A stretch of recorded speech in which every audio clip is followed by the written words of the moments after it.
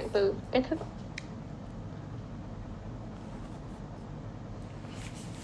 Từ we just saw her. Nhìn look at. We only look at her. We just look at her. We just look at her and politely ask how her doing. how she is. How she is. How she is. Okay. 2.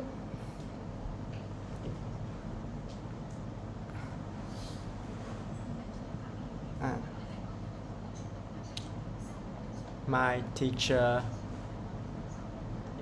is easily to lose her calm. Temper. Có cái cụm từ là lost temper là bị mất bình tĩnh, bị nổi nóng ha. Ok. Rồi. Next.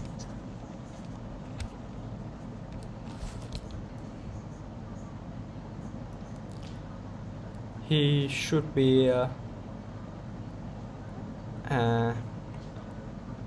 he should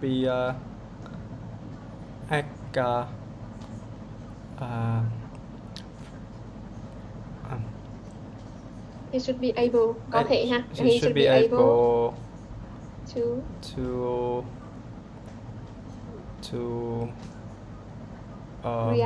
react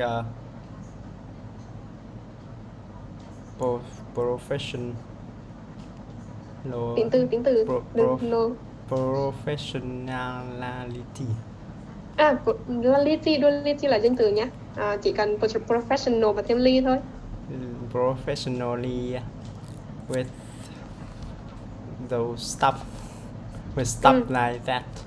With stuff like that. With those things like that. Được. Yeah.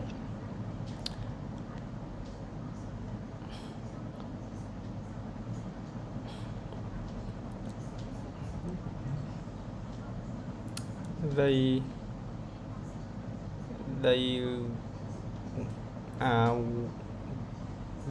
were really waiting on the phone.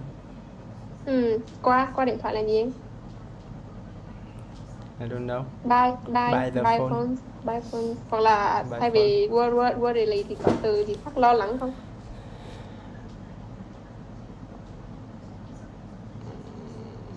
Anxiety. I don't know. Tired.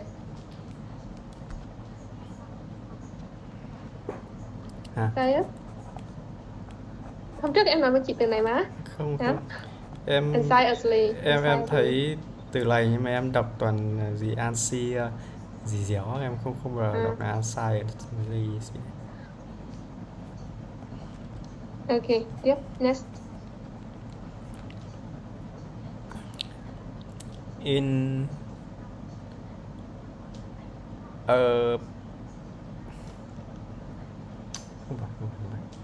Chỉ là nào đầu tiên này. Thận trọng là gì?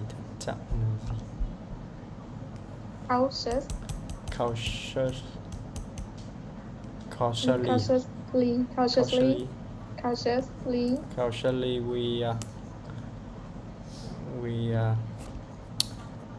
we investigated this criminal.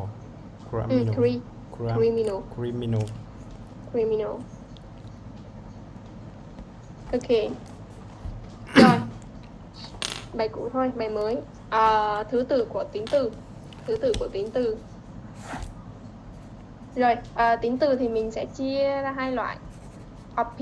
Opinion nghĩa là những cái suy nghĩ của em khi em nhìn vào cái vật gì đấy hay con người nào đấy, thì cô ấy xinh đẹp hay là cô ấy cũ mới gì đấy thì nó gọi là opinion, là cái suy nghĩ của em. Còn thứ hai là fact, là những cái thứ mà nó là sự thật luôn. Chị xin lỗi nha, nãy cũ mới là của cái fact này. Ví dụ em nhìn vào cái xe em thấy nó đẹp thì đó là cái suy nghĩ của em, là opinion. Nhưng mà fact là cái sự thật là xe đó nó bị cũ hay là mới, ai nhìn vào cũng thấy, sự thật là vậy. Hoặc là xe đó màu đen, màu đỏ thì nó là sự thật. Vậy thì trật tự của tuyến từ khi em xếp thành một câu thì cái opinion này nó luôn luôn đứng trước những cái sự thật. Ví dụ như là có một cái xe màu đen cũ đẹp thì em sẽ phải là nói là beautiful, đưa cái từ beautiful vì nó là opinion trước. Sau đó rồi mới tới là oh, rồi tiếp theo oh red, oh black car. Rồi vậy thì cái opinion là dễ rồi. Opinion thì mình tự suy nghĩ nên nó dễ và nó sẽ luôn luôn nằm đầu tiên về trật tự của tính từ. Có thể là nó cần những cái từ chỉ định, ví dụ như là an này hoặc là some, many gì đấy thì nó sẽ nằm đầu tiên. Xong rồi tiếp theo là đến cái opinion, suy nghĩ của em, rồi đến cái size, kích thước, rồi đến age ở đây giống kiểu là old này, cũ hoặc là young đó, cái tuổi của nó này, rồi đến cái hình dạng này, shape, rồi mới đến màu này, color, origin là cái nguồn gốc của nó, ví dụ như là cái xe ô tô của Nhật Bản ấy là Japanese, kiểu vậy ha. Rồi chất liệu, mới tới chất liệu này, và cuối cùng là mục đích. Ví dụ như cái xe đó dùng để training car chẳng hạn. Training car là cái xe dành cho mục đích đào tạo ấy, thì nó sẽ là mục đích thì nó sẽ để cuối cùng. Rồi cuối cùng là cái car, cái danh từ đó. Cái câu này chữ cái đầu tiên này RSISCOMP thì nhớ là kiểu như là ông Sáu ăn súp cua ông mập phì, để nhớ như vậy thôi. Nhưng mà khi quá trình mà em nói nhiều thì sẽ nhớ cái nào trước cái nào sau.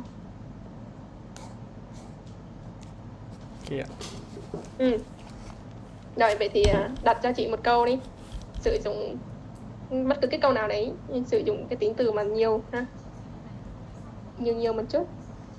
Opinion, có thể opinion và size, color, rồi origin luôn, 4 cái này.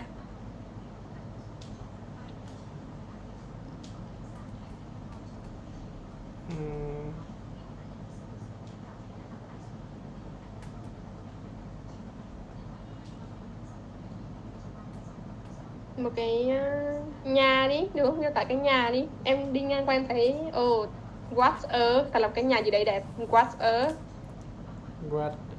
beautiful small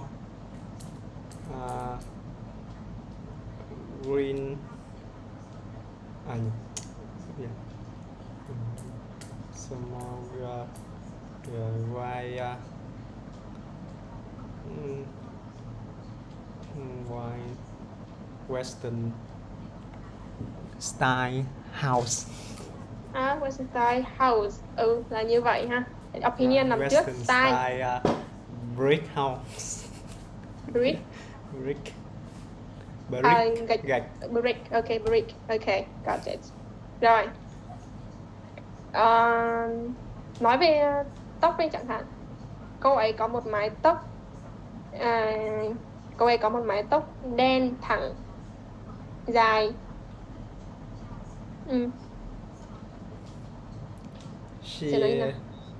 She has a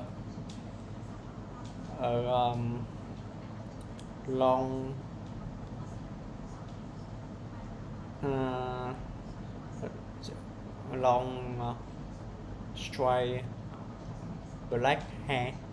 It's okay. Rồi, làm bài tập. Next one.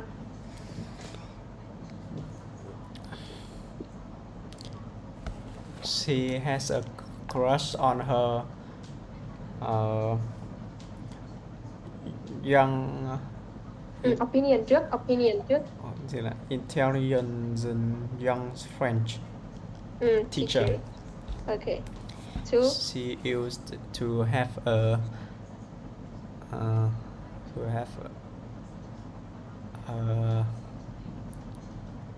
big blue American car.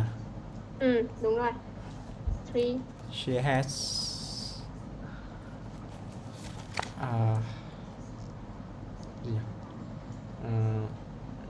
short curly dark hair.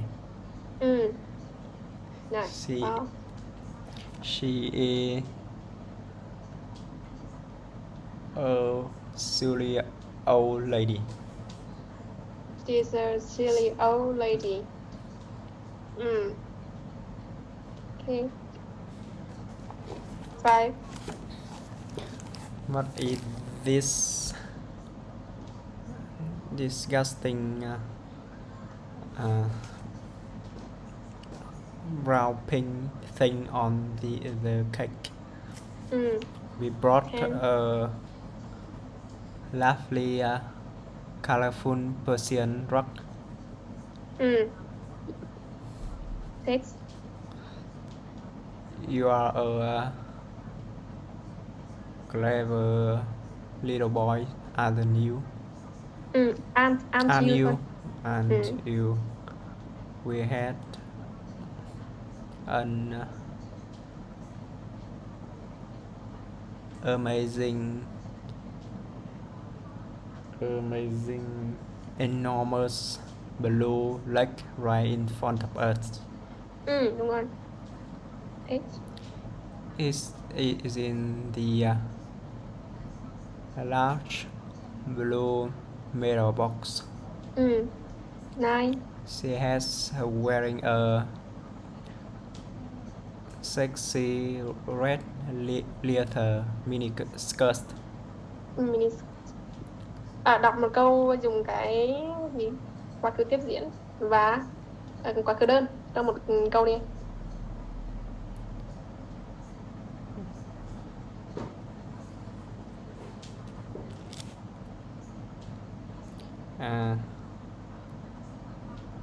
Peter wife. Không, chỉ đang hỏi em ấy. Đặt một cái câu gì đấy mà dùng quá khứ tiếp diễn và quá khứ đơn trong một câu. Đang hỏi lại Thi mà. Đúng không? Thi à? Đây em dùng cái ví dụ này luôn. Ok. Peter wife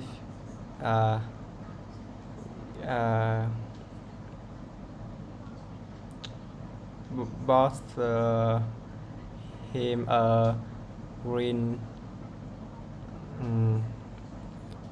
a cheap green bicycle, green Japanese bicycle last week while she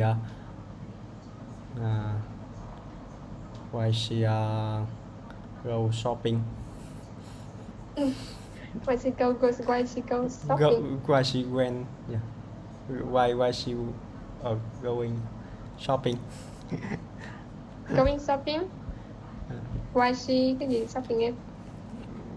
She went shopping, đúng rồi. Went shopping. She went shopping. Quá khứ tiếp diễn mà.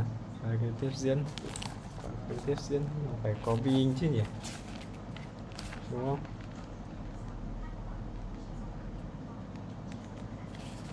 Đúng không chị? Ví dụ như I was waiting, tôi đang làm gì đấy.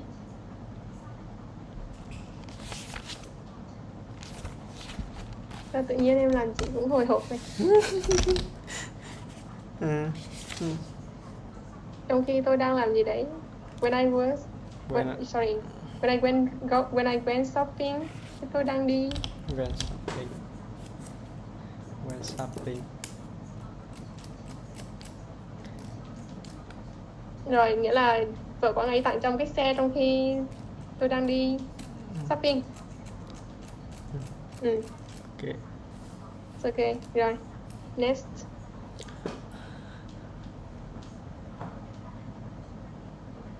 I remember that she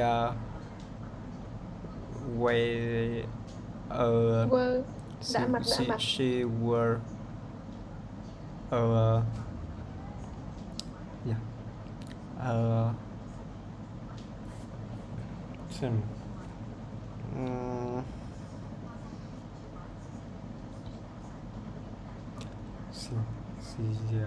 câu đầu tiên là white cotton Vietnamese skirt.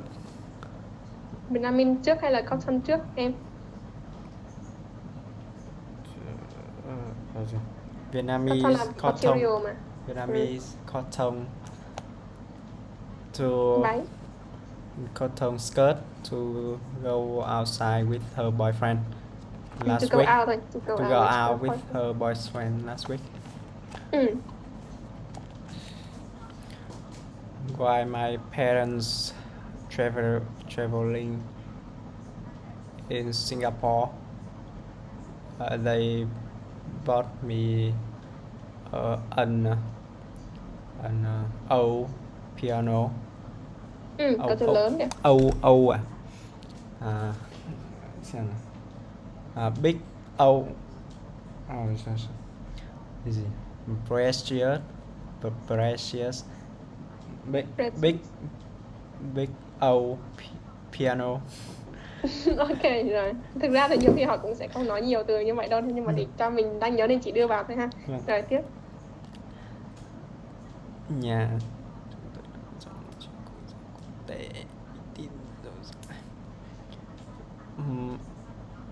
our house is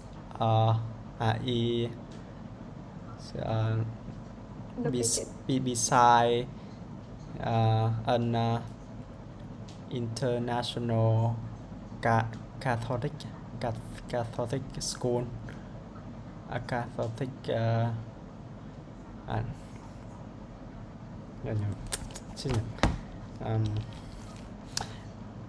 beside uy tín là gì? Uy tín. Tự nhiên chị cũng quên.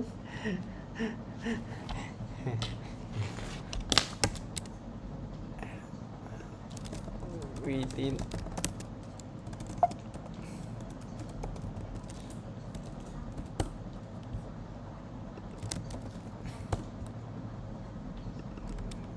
Prestigious. Khó, cái từ này khó thật. Này cũng không từ này đúng không chị? Vậy thì anh dùng từ prestigious đi. Prestigious. Prestigious này nhiều khi người ta cũng dùng trong cái nghĩa là danh giá prestigious school.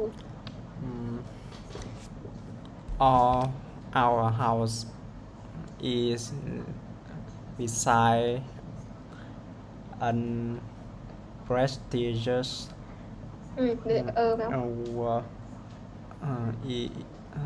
prestigious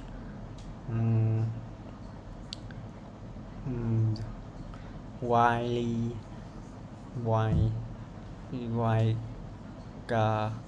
international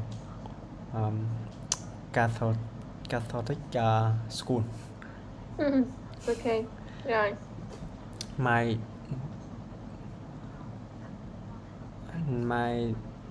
daughter like to play with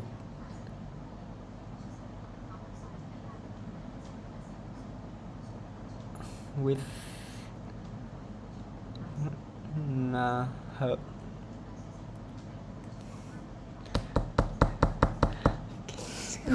Da màu này, da này, bằng da này, màu đen này. String. Dây là cái rope, nhảy là chắc là rope. Like to play with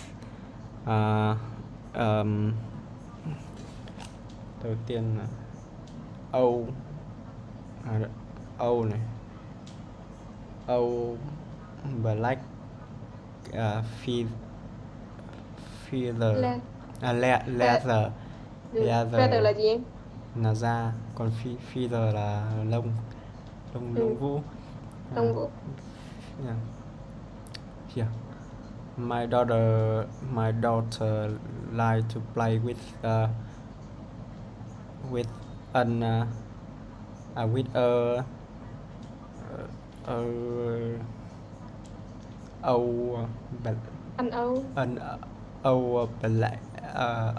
black leather rope to get shape in every morning, to get shape every morning, to get in shape every morning.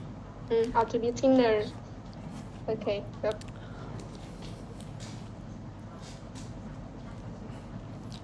They bought me a toy, a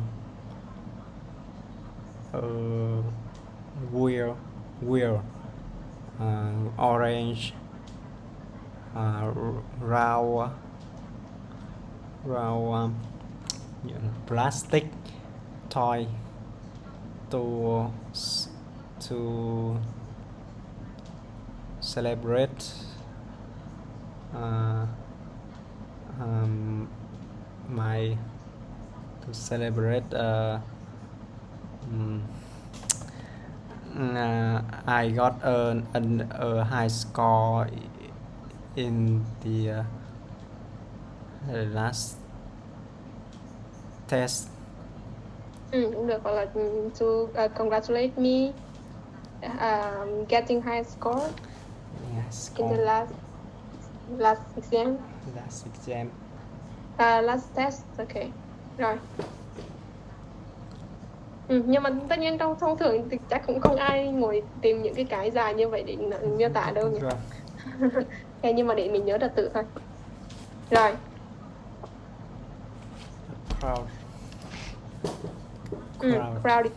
Crowd planet. Đọc những cái từ ở trong cái khung này đi em. Environment, the world population, food, pollution, rainforest, the cost of living, oil and gas, floods, green energy, wildlife, global warming, the planet, climate change, the earth. Cái này là flood, giống như từ flood đó. Flood.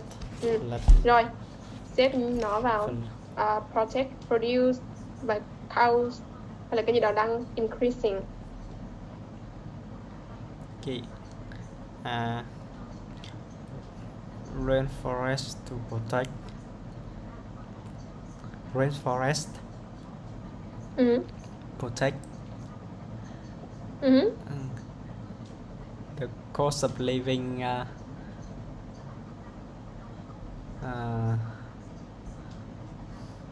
Cost. Cost of living thì increasing. Oil and gas cost. Cost. Nguyên nhân là nguyên nhân này đã tạo ra cái gì ấy? Tạo ra cái kết quả là gì? Cho nên oil and gas thì phải là như kiểu sản xuất ra chứ. Produce. Flood. Cost. Flood. Green energy. Produce.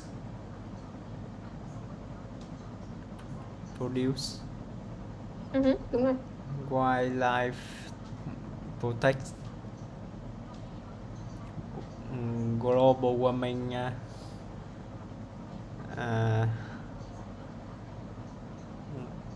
Cause. The planet protect. Climate change.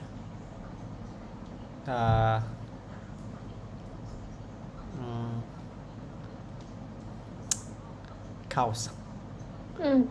The earth protect. Ok, rồi đọc những cái dòng này và take the ones, chọn những thứ mà you think are true for your country, for Việt Nam. The cost of living is increasing true. There is more population than there was. Pollution chứ không phải population. Pollution than there was 10 years ago too. Most people want to protect wildlife and the environment first. Really? Yeah. My country produce most of its own food too. There are more floods than there were 10 years ago. Maybe true. I don't think so. I think Okay. it's the same. Okay. Our country produce more green energy than it did 10 years ago. True. Rồi bây giờ mình sẽ nghe Face to an interview with Dr. Andrew và xem thử là ông này ông đang nhắc đến những cái khía cạnh nào ở đây ha.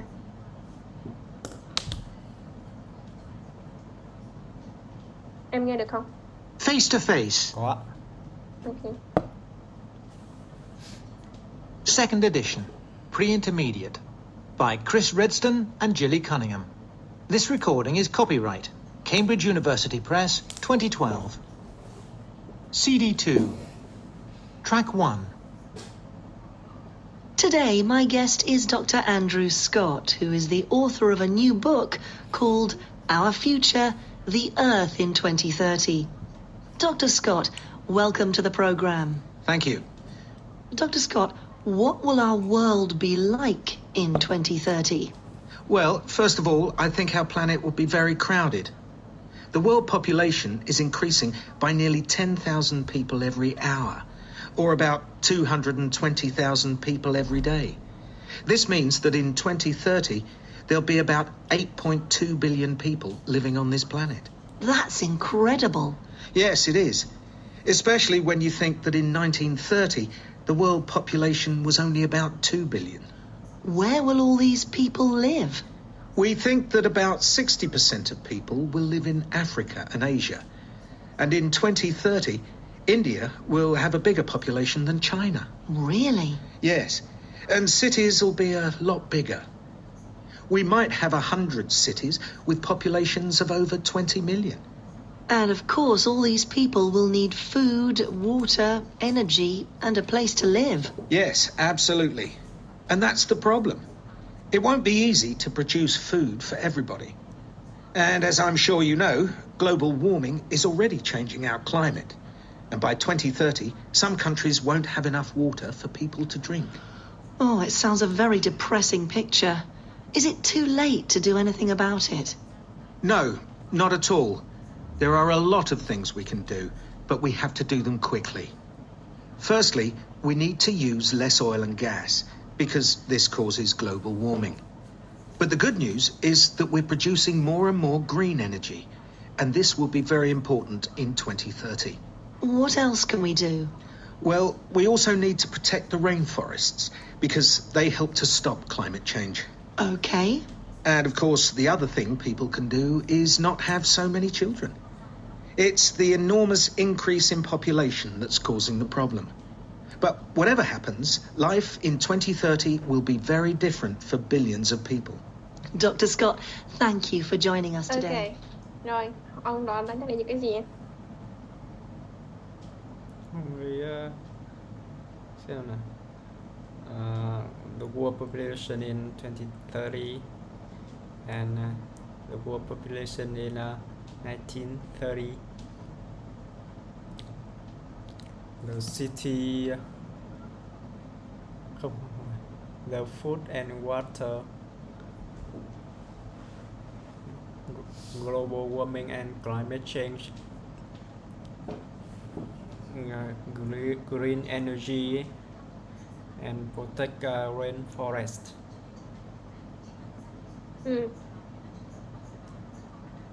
Rồi, bây giờ mình nghe lần 2 á, thì em sẽ nhại lại và để ý luôn này.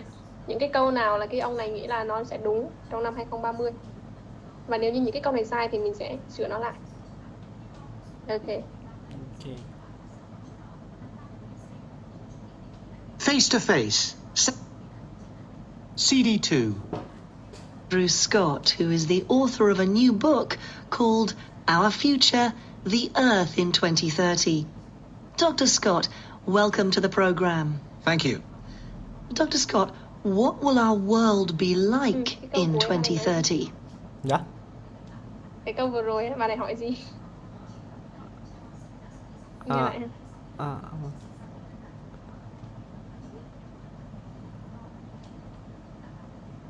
Thank you. Dr. Scott, what will our world be like in 2030? What will be like in 2030? What will chứ, đã xảy ra đâu. What will? What will Our be like. or will be like Be like. in Thì 2030? 2030. Rồi.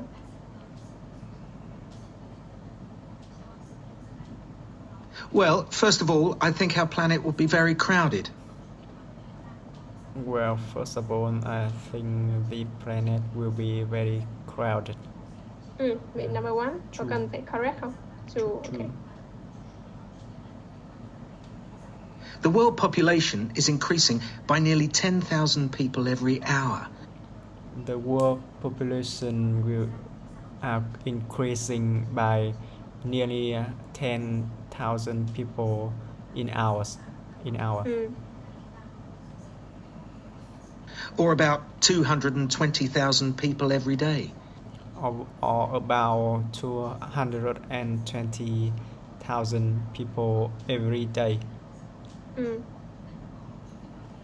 This means that in 2030, there'll be about 8.2 billion people living on this planet. This means in 2030 there will be about 8.3 billion people living on the planet. So number two. False. That's incredible. Yes, it is. Especially when you think that in 1930, the world population was only about 2 billion.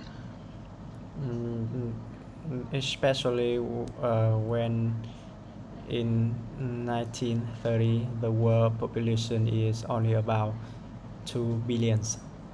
Was only about 2 billion. Was about.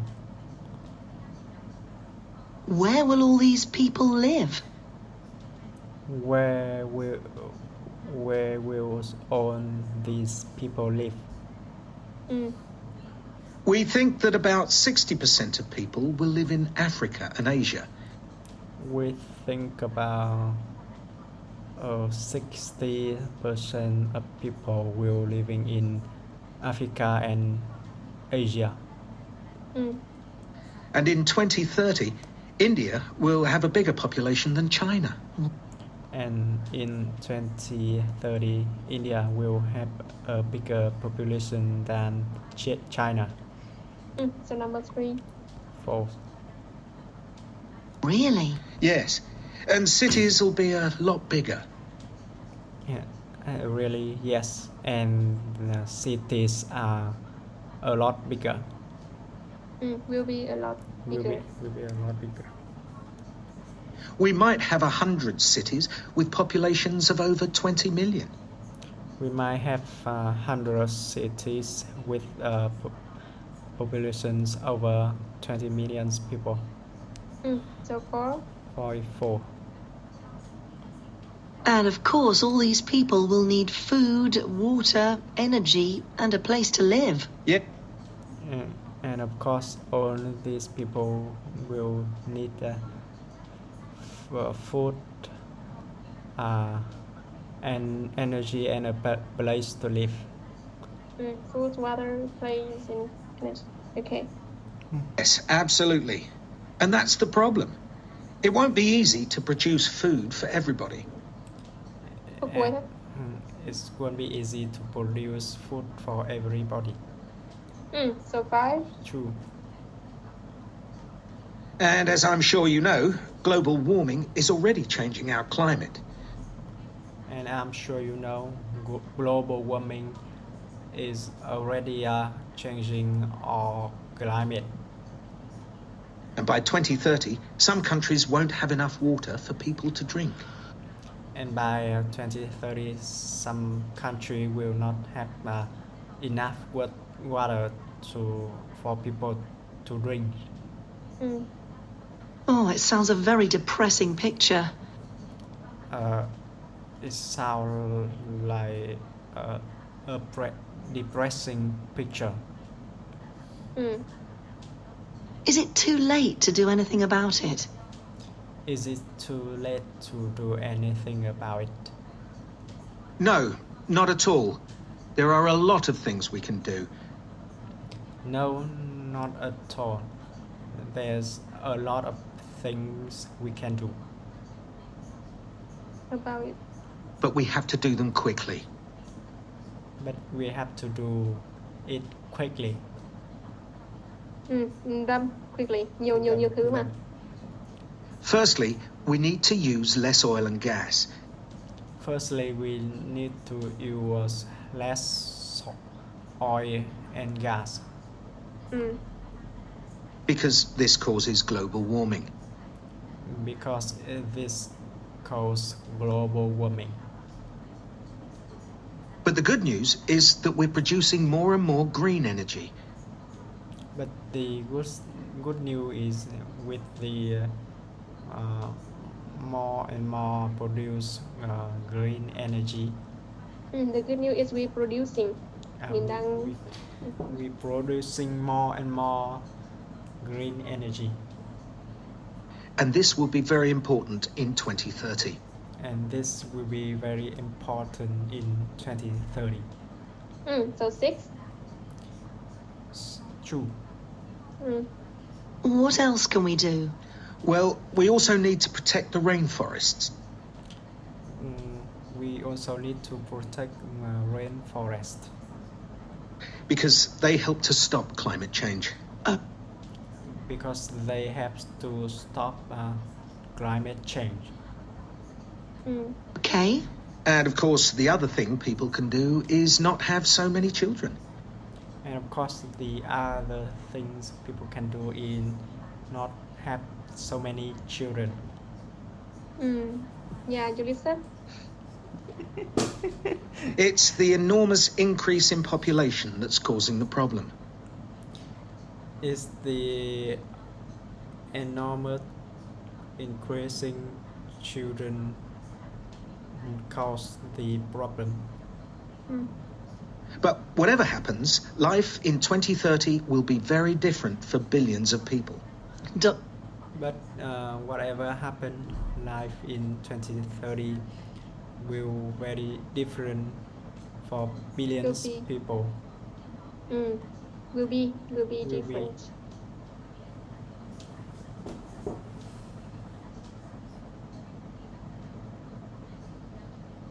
Rồi. Nãy trong cái đoạn hội thoại đó thì người ta nói nhiều về tương lai. Họ dùng từ will cộng với v nguyên mẫu verb để nói về những cái thứ dự đoán trong tương lai sẽ xảy ra, và nó sẽ chắc chắn hơn những cái sự việc mà họ cũng dự đoán trong tương lai bằng cách dùng từ might, có thể xảy ra. Cái này thì nhiều hơn nó. Won't thì bằng will not. Rồi.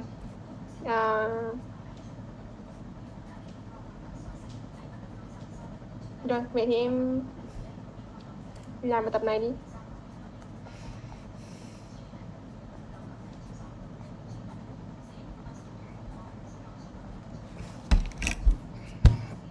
Đặt câu trước đi, đặt một câu với từ will và một câu với từ might. Sau might cũng cộng verb nguyên mẫu. Hai cái này giống nhau nhưng mà chỉ will là nó sẽ chắc chắn hơn, còn might là kiểu như là có thể xảy ra.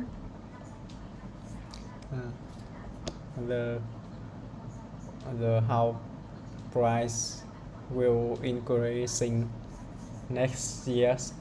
Will cộng verb, will increase. Will increase next year. I hope not.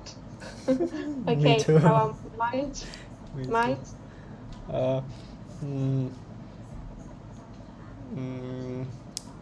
The job market might better, maybe better. Maybe better. Nếu như là next cái tiếng year. Việt gọi là be, we better. Okay. Hope so. Yeah. Rồi, làm tập bên này. Tạo nó thành câu với will, want or might. 2. Nhiều người sẽ sống hay là maybe hay là không sống. Most people will live in cities. Really, I think there is a tendency of people live people who live from cities to live in towns or village. A lot of young people. I think it's a trend. Yeah, but I don't think that A lot. that chain will continue for about 2 or 3 years. Because you are living in capital city and so tôi cũng vậy đó, như nào em? So do I. So do I. So do I. Okay. Rồi. 3. All of our homes might use green energy. My use. Okay. Most people in the world might speak Chinese. Children will have own their lessons online. Do you, when you were student, did you study online, or did the teacher teach you online? No, I don't. Okay. Did you study any courses in Coursera? No, I study some courses in Udemy. You know? Udemy. Yeah, I know. They compare between Udemy with Coursera. Yeah. A lot. It's free. I mean, or you need to pay cost. Yes. Or you need to pay fee. Yes. And they also give you a certificate. No, they don't. So just for gaining knowledge only. Yeah, Coursera is more academic things. Yeah. But Udemy is more about about learning skills. Okay. Yeah, I understand, because I just want to get any certificates to make up my CV. So I use Coursera. So they give us free certificates if you apply for financial aid. Yeah. Là có học bổng mà. Yeah. Okay. Yeah. 6.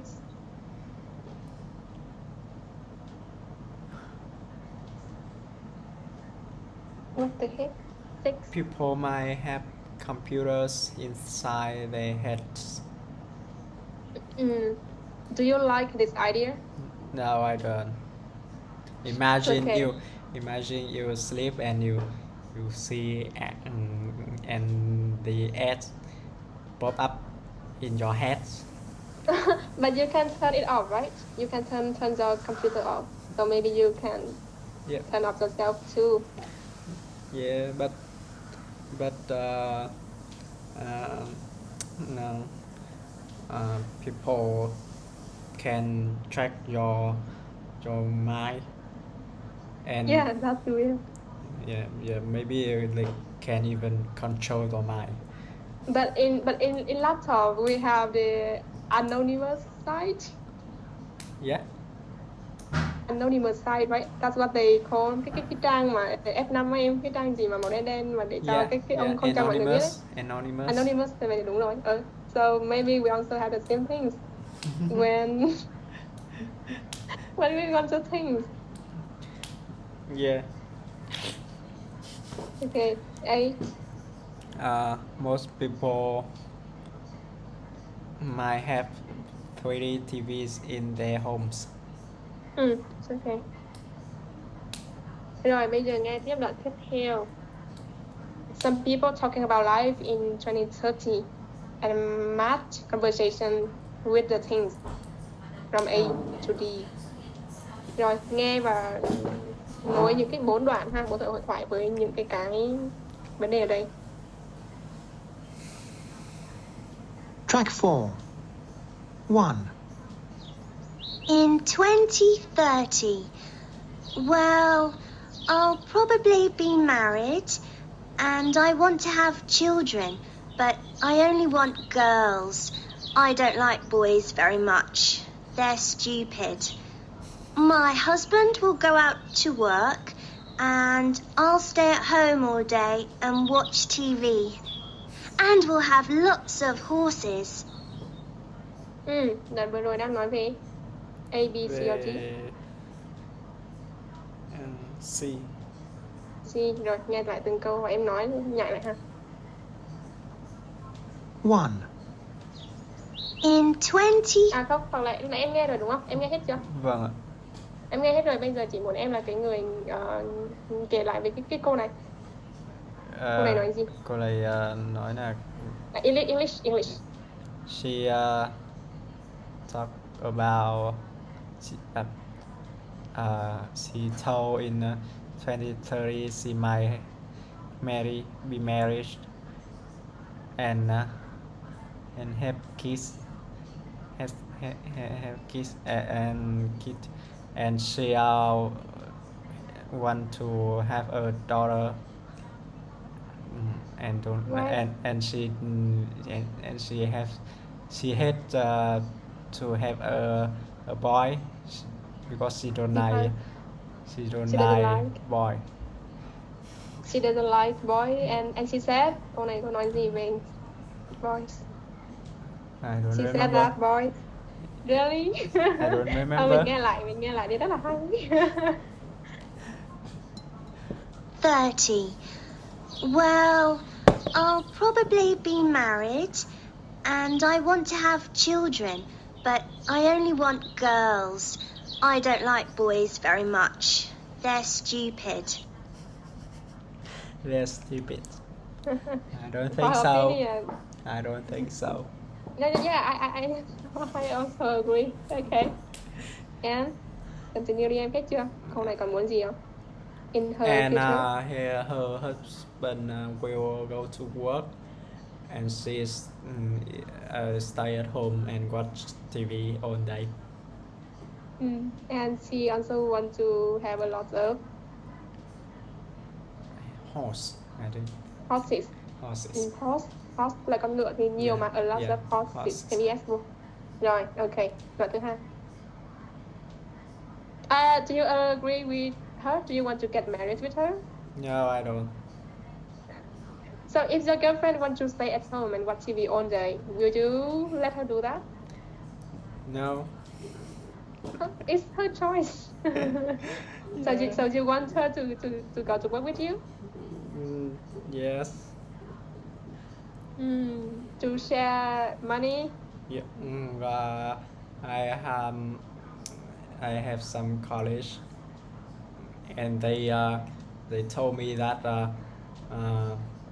they go to work to relax before they go to home. Yeah. I see. Okay, so it's a good way for your wife, right? Yeah. Okay, that's what you think. Okay, I thought that you just want to get more money. So it's not. You just want to create a way for her to relax. Yeah. So kind.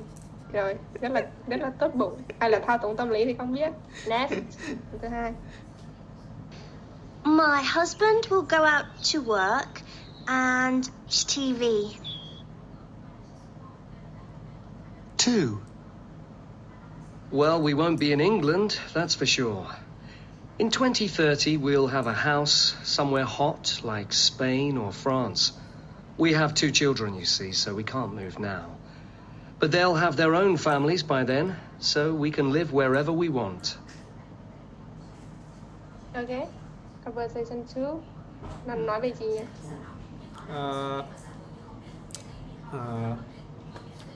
Yeah. He told about his family, and he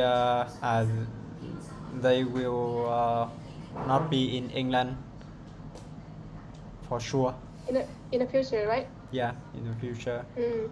And They want to move to some hot place like Spain or French. France. France. And they will live their parents, so they want can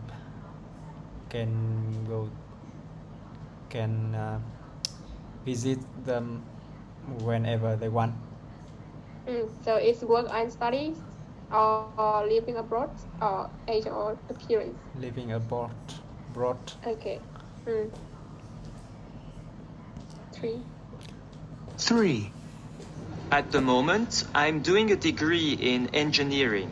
So in 2030, I'll probably be an engineer for a big company or something like that. Or I might be a teacher, but at a university, not a school. And maybe I'll speak English fluently by then. He study to have an engineer degree, and He's currently studying, right? He's Yeah. currently studying. he currently studying. And by 2030 he might be an engineer in a big company, or a teacher in a university. A teacher. A teacher in university. Does he want to be a teacher in school? No. And he will be speak English more fluently. How about you? Yeah, I think so. It might be, or it will be. It will be. Okay. No, last one. 4. Well, I'll be 67, so I'll be a bit fatter, perhaps, and I won't have much hair. I think I'll be old and grey. I'll probably look like my mother. You look like your mother now. Hey! Oh, and I'll have a new husband. Great.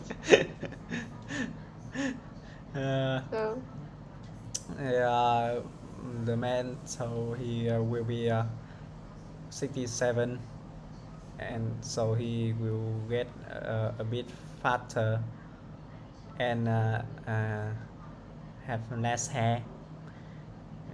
And the woman, so she will be her hair will be white and gray. Oh, yeah. And she will be look like her mother now. The man said that she already look like her mother. And she So will? so the woman told that she might have another husband. she will. She will. She will have a new husband after listening his comment. Okay. Okay, so you will want or might and talk about you in 2030, 7 years later, about your job, retired, no, not retired, maybe, money, home, marriage, children, appearance, English, free time, anything. In 2030, 30, I will have a flat in Hanoi. And Hanoi one, right? yeah, and I will be married, and I maybe have one or two children. Daughter or son. The Do you listen to advice of the first girl? yeah. Do you listen to the advice of the first girl in the conversation one? So after listening to her conversation, do you still choose daughter? Which channel, or which channel of the children Yeah. do you like to have? I like both of them. Mm. Both of kids, both of boy and girls. Mm-hmm. I will. I think I don't have any free time then. Mm. Uh, and I think my I will get a job in a big company. Like a bank, like your dream. Yeah, maybe. Mm-hmm. And And a few billions in a bank account. no, I will As the wife account. Yeah. yeah, I will in debt a lot because I have to pay my loan to buy my house. That makes sense. Yeah, and have to pay my children to pay school fee for my children. Yeah, so I think I will have less money than I am right now. I think, Properly. And appearance. yeah, I will be a lot of older than now. I will get Yeah. older. Yeah, Mm-hmm. because But you look younger than your age. You look younger than your real age. You 1997, right? yeah, You look younger than your age. really. Yeah, like 20, 25, 26. Yeah, but I am 26 now. Yeah. What do you think? How what? Sorry.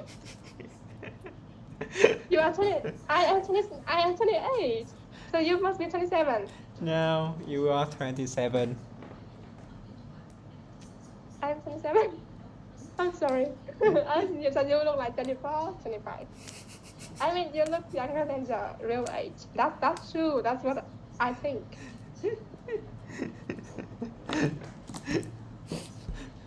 But yeah. Yeah. That's funny. Okay, and what else? You will get older, so do you think that you will be shorter when you're getting older?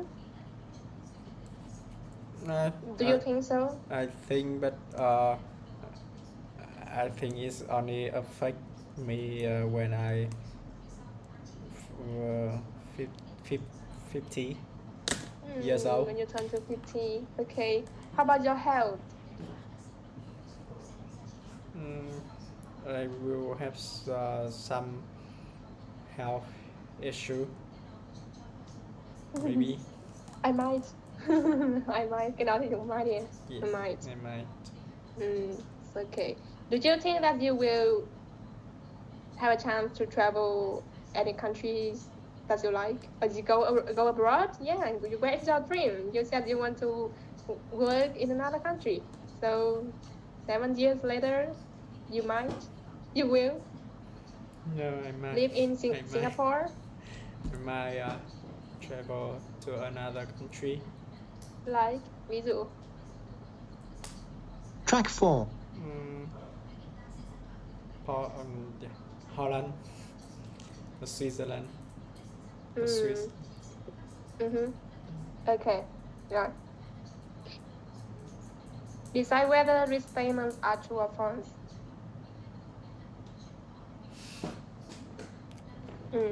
Đọc cái câu này và xem thử nó đúng hay sai. Nghe ha. But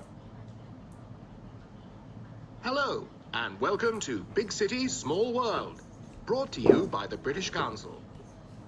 Series 3, Episode 5, Environmental Issues.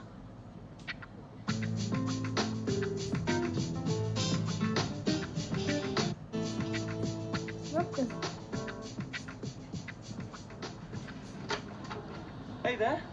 Hi, Harry. Come and have a seat. Okay, I'll just get a coffee. Hang on. Where's Tony? He's off sick.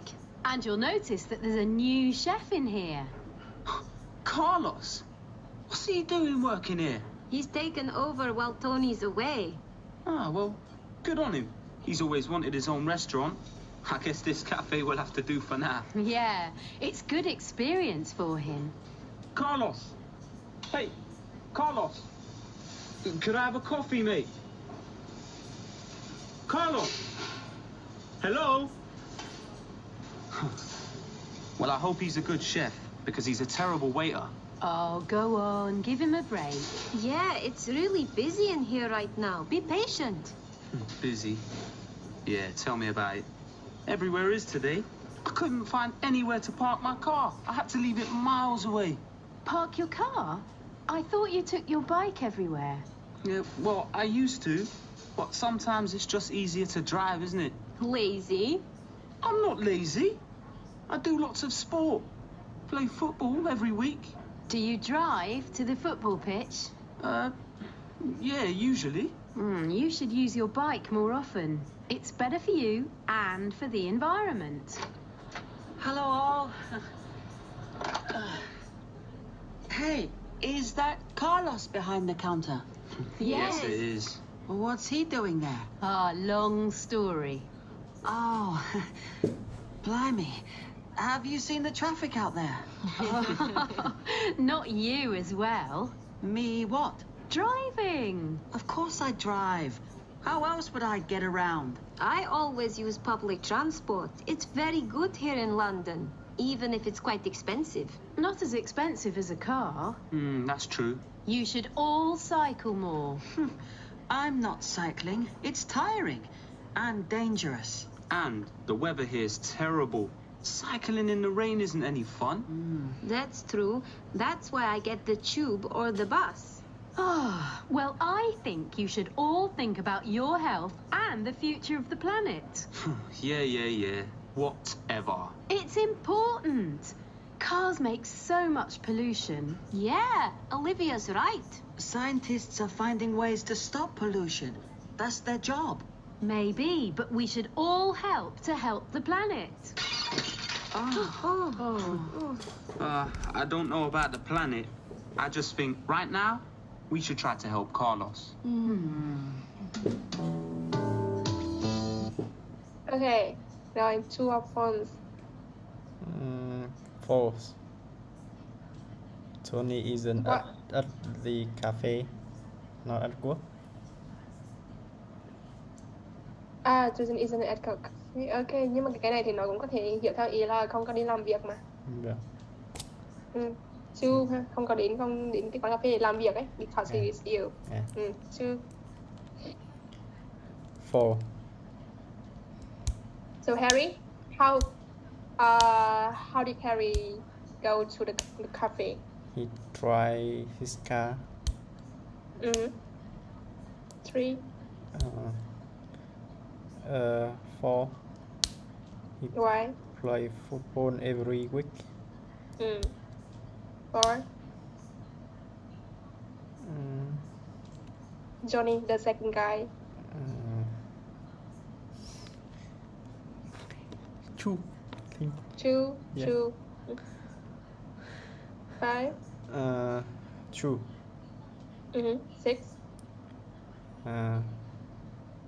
Four. So Johnny thinks. Cycling is dangerous. Okay. Seven. And cycling in rainy day is not fun. Seven. Two. Eight. Four. Okay. Hello. Now, first question: what age do people usually retire in Vietnam?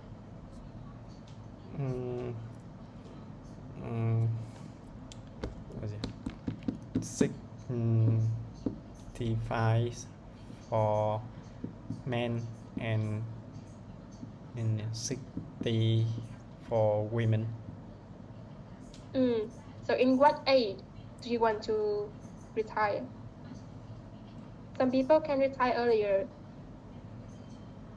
So in what age do you want to retire? 65. Huh? 65. Still 65? Yeah. Okay. So think about the good and the bad things about being retired. The good thing is you will have a lot of time to do whatever you want. The bad thing is you might be not have a good financial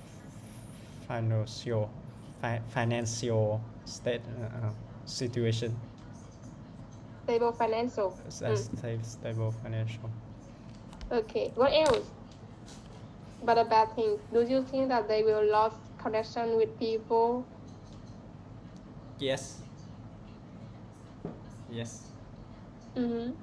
Okay. Do you know anyone who is retired? How about your father? Is he retired? My father is still working. How about your neighbor?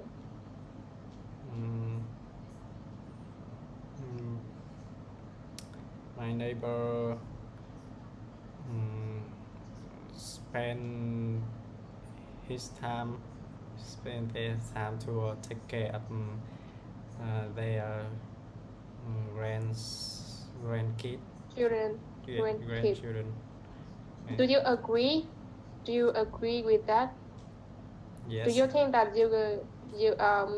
do you think that is normal or is responsibilities a normal responsibility for parents for grandparents to take care of their grandchildren? The grandparents take care of grandchildren is good, but it was not their responsibility. Not. So it depends on their choice if they want to. Yeah. Okay, but you will not depend on your parents. Yes. Okay. Rồi. We will listen to the conversation between three people, three pictures, and listen about their plans for retirement. Track 6. Ryan. We're going to drive across the USA. We're planning to spend about 6 months traveling, and I'm sure we'll have a fantastic time. Derek. I'm hoping to retire before I'm 50, but I'm not going to stay in this country. I want to live abroad, somewhere that's hot all year. Heidi. I'm looking forward to spending more time in the garden. I'm thinking of doing a course in wildlife photography, and I'd like to go to Africa next year. So the first conversation is 1 year Meryl and Ryan. And 2 Derek and 3 Heidi. How about your plan when you retire? I don't know. I think I will stay at home all day. With your wife and watch TV. Yeah. Okay. Rồi ở đây người ta dùng cái we are going to hoặc là we are planning to hoping to looking forward to. Rồi cái I'm going to thì nó sẽ khác một chút so với will to verb và my verb. Thì cái will to verb thì nó sẽ chắc chắn hơn là might, nhưng mà cái going to, be going to thì còn chắc chắn hơn cả will nữa. Be going to là sẽ nói ra khi mà đã lên kế hoạch rồi, đã có dự định rồi, ví dụ lên là ngày nào đó sẽ bay, sẽ đi đến cái chỗ đó thì dùng going to. Còn will to là sẽ thôi, nhưng mà nó chỉ diễn ra tại cái thời điểm bạn nói. Ví dụ bây giờ mình nói là I will go to the park thì là tại ngay thời điểm này mình mới nghĩ ra được cái việc là phải đi đến going to the park. Còn nếu mình bảo là I am going to the park, nghĩa là đã lên kế hoạch là ngày mai sẽ đi đến công viên với ai đó rồi. I might go to the park thì nó lại bé hơn cả những cái thứ này. Tracks. Ngoài ra còn có một số từ khác nữa là be planning to, có kế hoạch để làm gì đấy. Hoping to, hy vọng để làm việc gì đấy. Looking forward to, riêng cái từ looking forward to thì có thể cộng với verb in hoặc là danh từ nữa.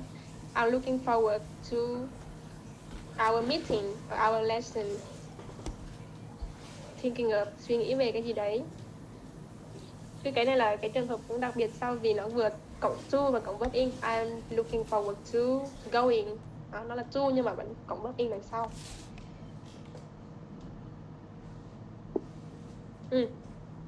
Em đọc 3 cái ví dụ này đi. The bus make me car sick. I'm going to throw up. Tại vì cái xe buýt này làm cho mình bị say xe nên mình chắc chắn này, tại vì có cái vấn đề này xảy ra nên là chắc chắn là sẽ đi vomit, đi nôn mửa ha. I haven't studied. I'm going to fail the exam. Tại vì không học thì biết chắc. Tại vì cái vấn đề là không học thì biết chắc là sẽ fail the exam. I'm going to the cinema with my friends. Đã lên lịch hẹn bạn bè rồi. Còn will thì sẽ thôi. I will watch TV. Tại thời điểm này thì người ta thích như vậy thôi, sẽ đi như vậy chứ không có lên lịch sẵn. So I want you to create 3 sentences using might, will, and be going to.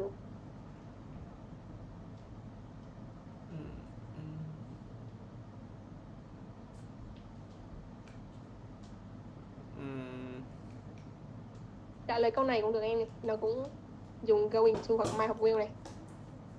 What are you thinking of doing on Saturday night? This Saturday night.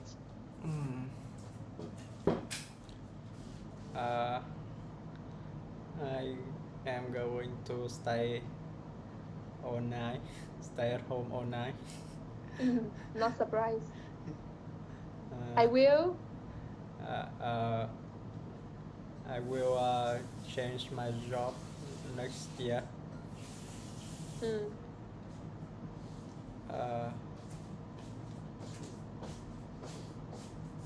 I might travel abroad. Okay. Rồi, complete the paragraph with these words. Đọc lên và điền đi, đọc lên luôn. We are going to buy a camper van and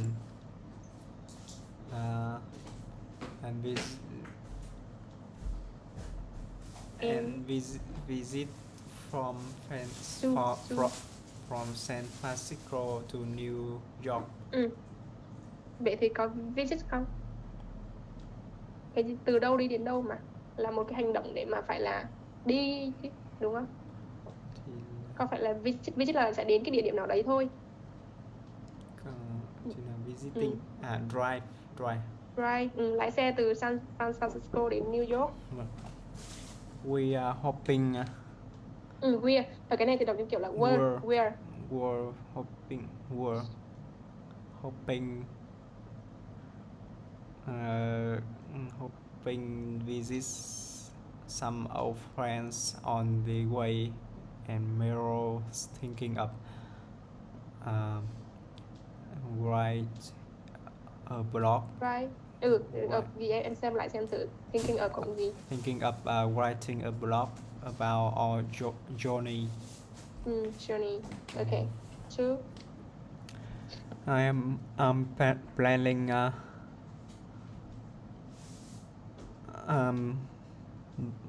planning buy a house by the sea, either in Thailand or Barbados, and I'm looking forward to get up late every day. I'm hoping Looking forward to cộng gì vậy? hoping to getting up late every day. I'm hoping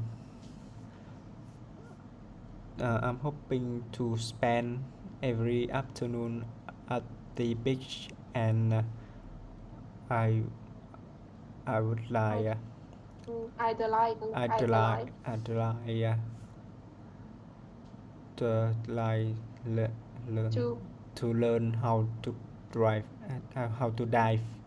Okay. Free. Oh, do you know where Barbados is? I don't know. Tôi cũng vậy đó, như nào em? Neither I am. Neither do I. I don't Neither know. do I. Neither do Okay. I. I'm going to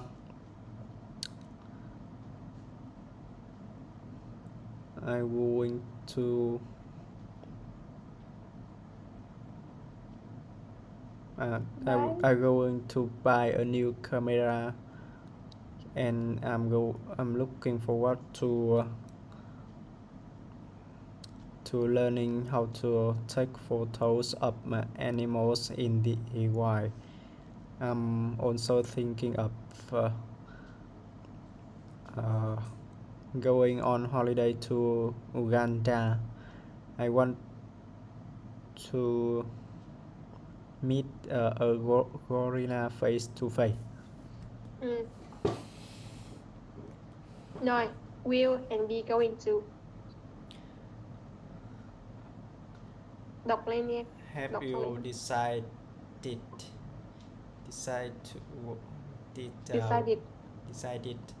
what to do with the washing machine? Yes, I going to buy a new one. I am I am going to buy a new one. Two. That glass is dirty. No problem. I will clean it. Why are you taking the camera? I am going to take a picture of the sunset. Please slow down. I'm crazy. We will have an accident. You look tired.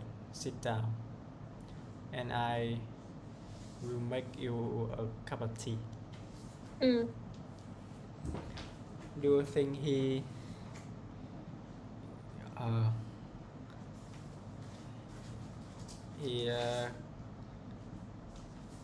will ask her out? Đúng rồi. Nó đâu có lên lịch đâu. Do you think you will arrive before she arrives? He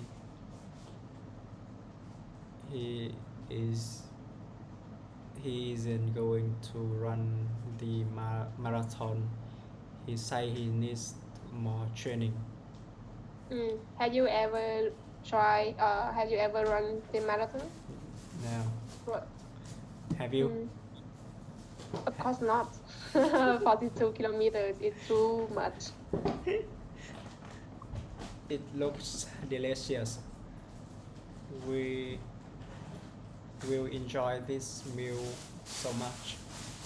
It looks delicious. Maybe we are going to enjoy this meal so much because we already see the food are so delicious. The food is so delicious. I want coffee, but I don't have coins for the vending machine. No problem, I will buy you a coffee. Okay. Have you ever been to a wildlife? Cái have you been to khác gì so với have you gone to?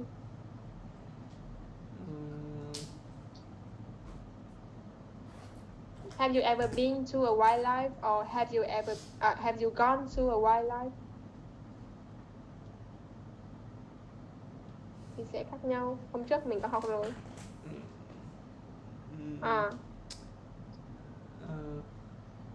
gì nhỉ? Ever been uh, I've been into Thailand thì là như là nào? một cái gì đấy tạm thời, còn gone là mình đã đến đấy và mình chưa trở về. Đúng rồi, gone là đến đấy và chưa về, còn been là mình đã đến và mình đã quay về rồi. Vâng. Okay, so have you ever been to a wildlife park or zoo? And what was your trip like? I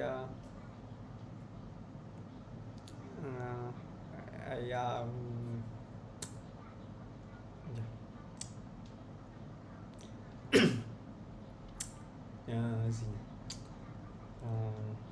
Couple months ago, I went to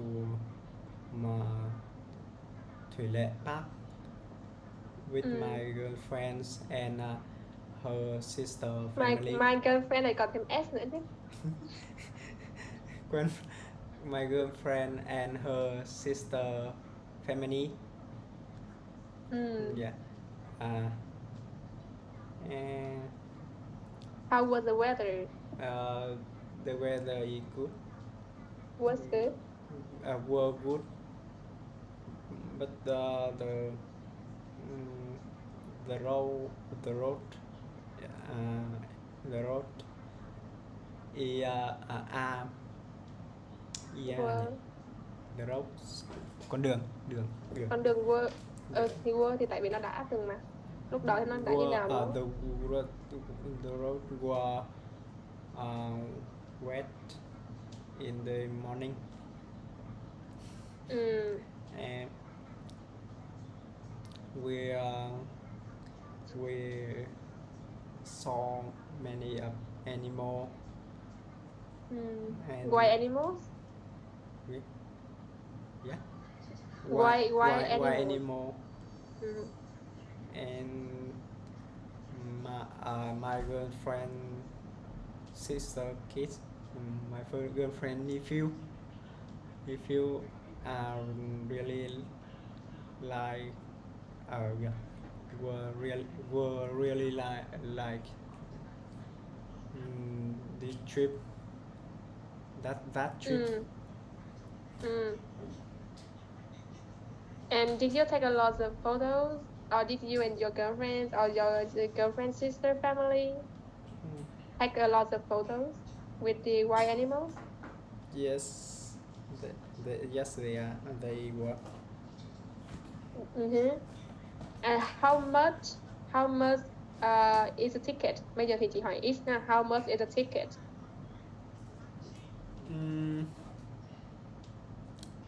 I don't remember, but the price is cheap. So you pay for all the members? Or they pay for you?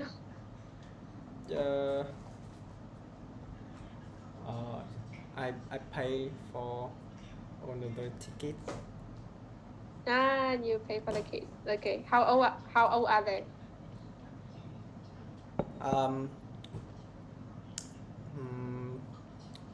My girlfriend's sister is about 30 years old. How old are they? I mean the kids. The kids.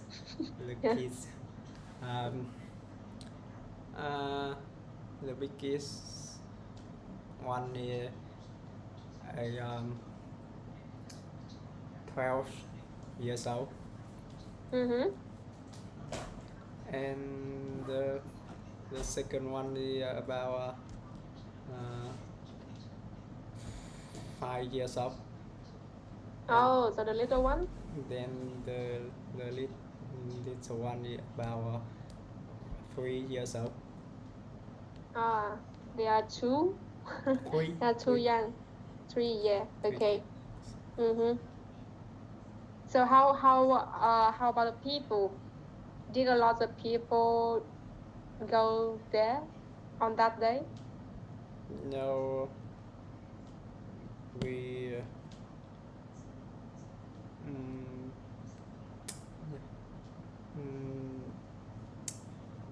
there wasn't a lot of people. There wasn't a lot of people. People. So how do you feel about that? I Dùng feel so sánh đi em. Càng đông càng vui hay là càng vắng càng vui? the less people, the more I like. The less people, the more I like. But the less people, the better. Yeah, the best. Okay. So think of the ways that you can have the environment and why animals. It sounds like a big things, but just think about any ways that you could have the environment. Uh, I will reduce the plastic use every day. You will or you already? I will.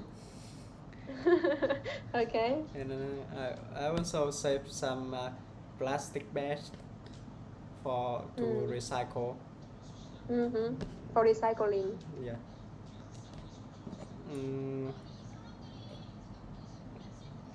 Do you eat wild animals? No, I don't. If you got a chance, would you eat or you would try?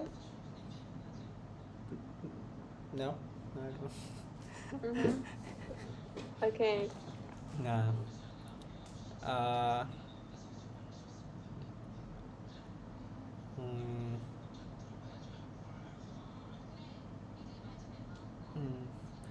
The way stop deforest. Stop deforestment. Deforestment. Okay. Yeah. And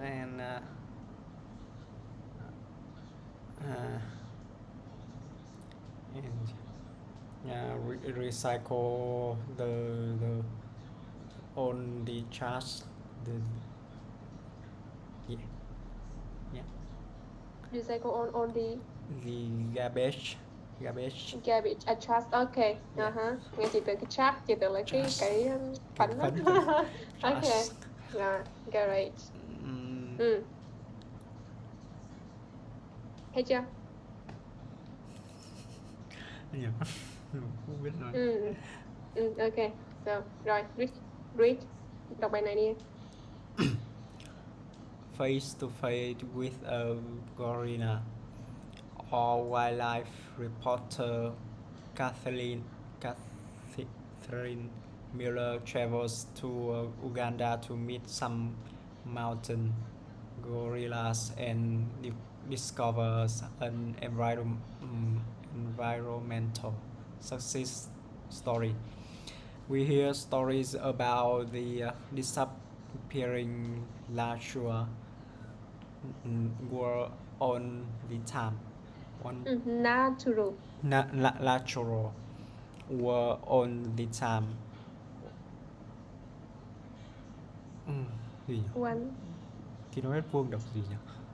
Kilometer square in vuông. Square. 1 kilometer squares of rainforest is cut down every 3 minutes, and 100 species of plants, insects, and animals become extinct every day.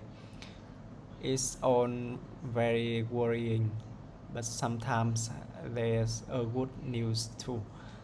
One important success is the mountain gorilla, which lives in the rainforest of Central Africa. 20 years ago, there were only 350 gorillas left in the wild, and their mountain home were disappearing fast.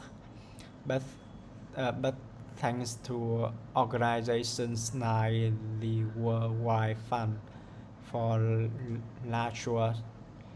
Nature. Cái chữ cái này là đọc là natural, còn như này là nature. For nature. WWF. There are now over 700 gorillas in the wild, and the rainforest where they live are national park. One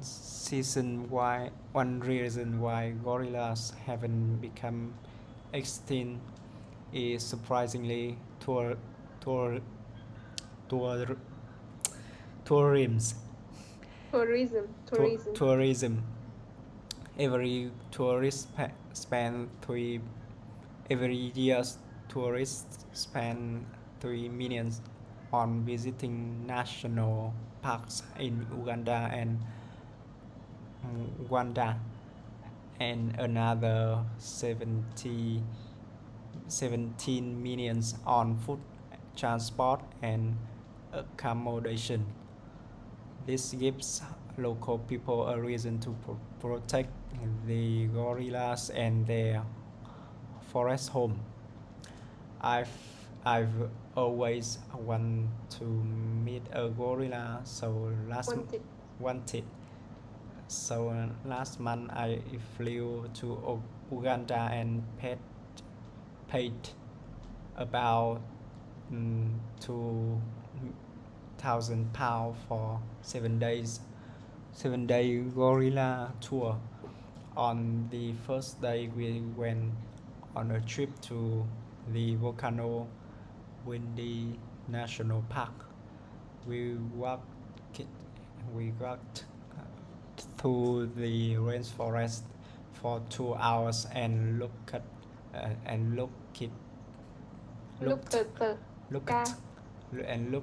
for gorillas and it was hot, humid, and very hard work. And then suddenly I face to face with a gorilla, and not just one. A family of 22 gorillas were watching us from all sides. We took photos of them and they ate, climbed trees and play with their young.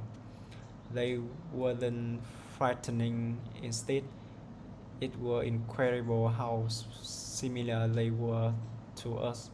We spent an hour with the gorillas before we went back to our forest camp.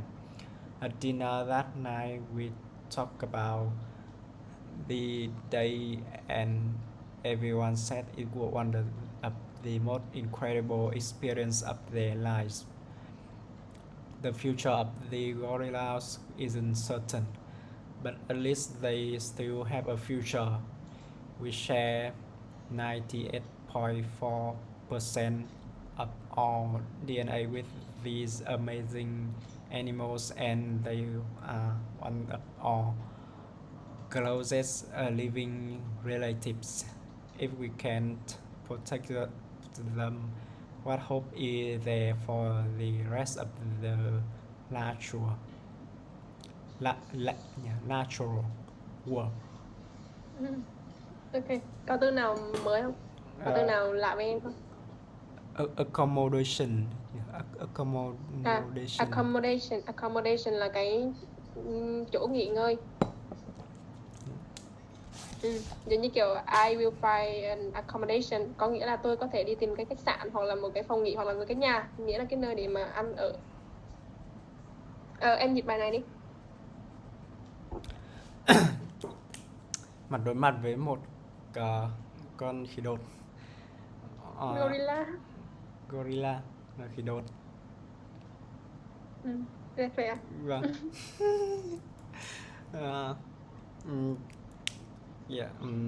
Phóng viên reporter là phóng viên là phóng viên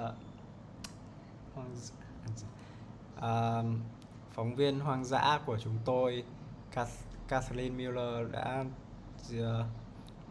đi đến Uganda để gặp những con khỉ đột núi và phát hiện một cái câu chuyện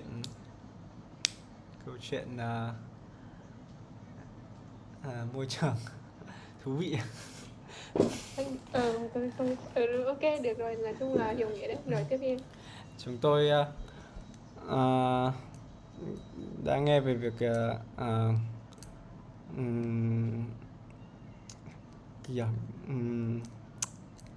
nghe về việc biến biến mất của cái thế giới tự nhiên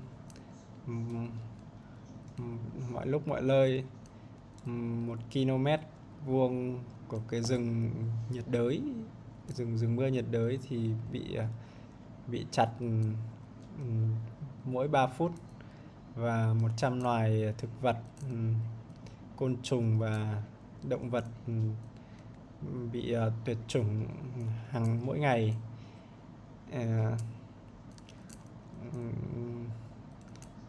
Đó đều là những cái điều đáng lo, nhưng mà thi thoảng thì có những cái tin tốt, có những cái điều tốt.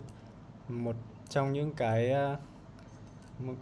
cái thành công quan trọng là khỉ đột núi sống ở rừng mưa nhiệt đới ở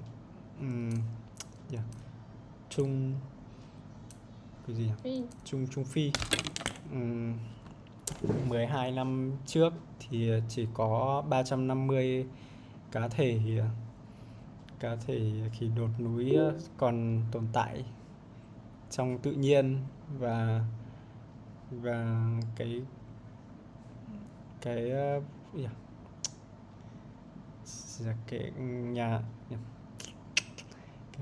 vùng núi mà chúng sống thì biến mất rất là nhanh. Nhưng mà nhờ các tổ chức như tổ chức động vật hoang dã cho thế giới. Fan là gì em? Fan là cái quỹ. Bây giờ thì đã có hơn 700 cá thể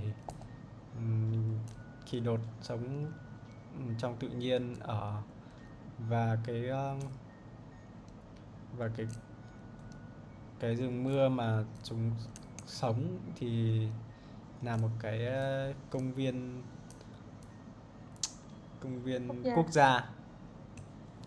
Một trong những lý do mà khỉ đột mà không bị tuyệt chủng là nhờ du khách, bất ngờ thay là nhờ du lịch.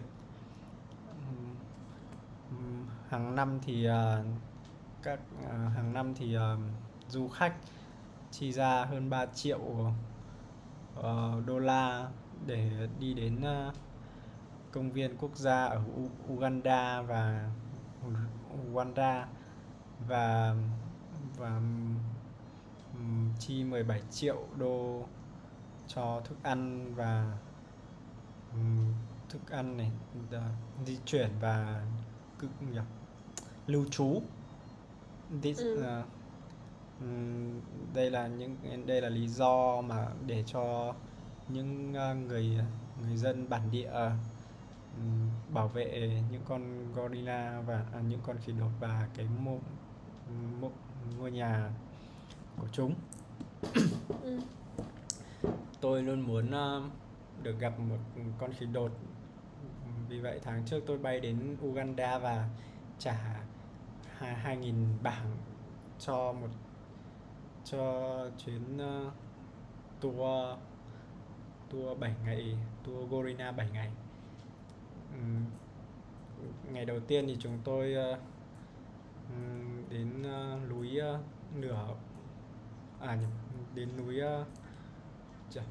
công viên quốc gia núi lửa Windy. Chúng tôi đi xuyên qua cái rừng nhiệt đới trong vòng 2 tiếng để tìm những con khỉ đột. Thời tiết thì nóng và ẩm ướt và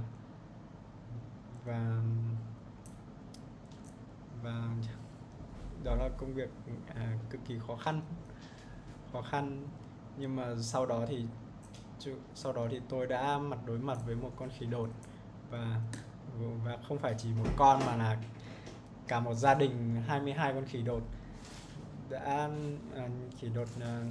nhìn chúng tôi ở mọi hướng, mọi phía. Chúng tôi chụp hình.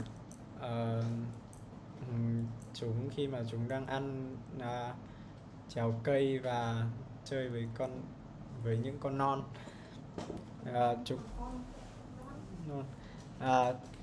Chúng không bị hoảng sợ mà